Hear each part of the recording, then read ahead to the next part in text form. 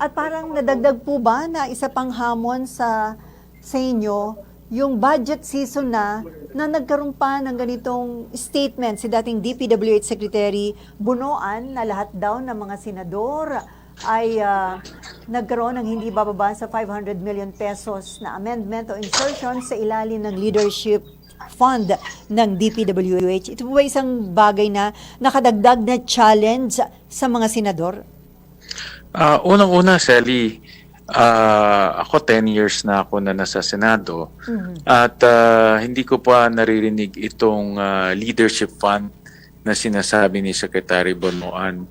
Narinig ko lang siya nung sa privilege speech ni Senator Lacson at narinig ko lang siya kay Yusek Cabral, si dating yumaong Yusek Cabral.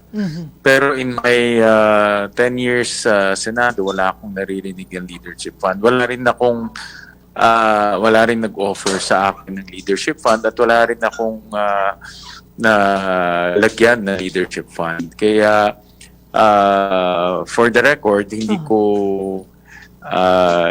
ko ito alam at ngayon ko lang siya narinig.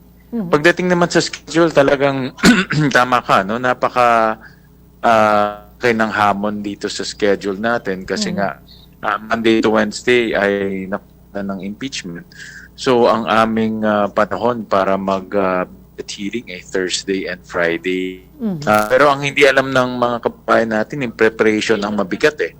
Normally, pag nagpe-prepare ka for the hearing, ilan araw rin ang kakailanganin mo. Kaya sabay-sabay nangyayari yon, impeachment, plenary, budget, tapos yung iba pang mga batas. Kaya talagang napakalaking hamon.